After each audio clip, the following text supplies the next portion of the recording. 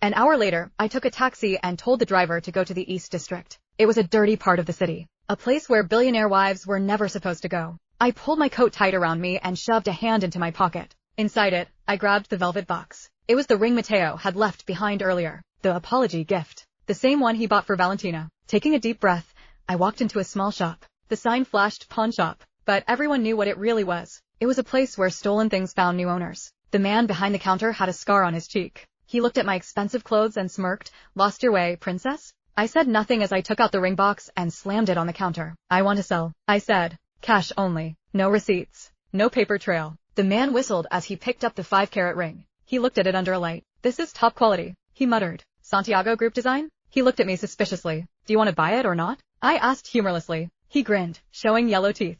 "I'll give you 50,000. It was worth triple that." He was robbing me, but I didn't have the time to bargain. I needed the money. "Done," I said instantly. He went to the back and returned with a duffel bag full of cash. I counted it quickly. I put them into my backpack and left the shop. I walked 2 blocks to a noisy internet cafe filled with teenagers playing video games. I pulled the hood of my coat up and paid cash for a private booth in the back. Mateo called me boring. He said I was old-fashioned. He thought I spent my days shopping or reading romance novels. He never asked what I was doing on my laptop during those long, lonely nights while he was working late. He didn't remember I had a degree in computer science. He didn't know I spent the last year learning cybersecurity to distract myself from the grief of losing Elena. Heaving a deep sigh, I sat at the computer. My fingers glid across the keyboard. I bypassed the cafe's security firewall in 10 seconds. Then, I accessed the Tor network. The dark web. The screen turned black with green text. This was my world. I navigated to a secure marketplace I had found months ago. I ordered a clean slate package. Passport, driver's license, birth certificate. High quality.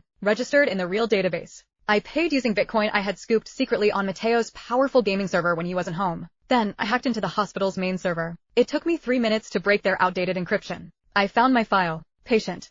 Isabella Santiago. Notes. Pregnancy test, positive. Dr. Evans had changed the paper file, but the digital log was still there. If Mateo checked the system, he would know. I typed a command. Delete. Rewrite. Patient shows signs of hormonal imbalance due to extreme stress. Negative for pregnancy. I hit enter. The screen blinked and instantly, the truth was gone. I leaned back in the cheap chair and touched my stomach. "You won't find us, Mateo," I whispered to the screen. "I am already gone." My final stop was a small law firm in a corner of the city. Mr. Henderson was an old lawyer, famous for keeping mouth shut. Irene gave me his contact. I sat in his messy office. I placed a document on his desk. "Divorce papers," he said, reading the title. "Author's note. Hello dear readers. Thank you for joining me in Isabella's journey to freedom. I would request to sit tight, hold your breath for the coming chapters. You would love every moment of it. But please, don't forget to add the book to your library, leave your precious comments and reviews. They mean a lot to me. Follow me on I*author_Elma or find my F*page author I.R for more."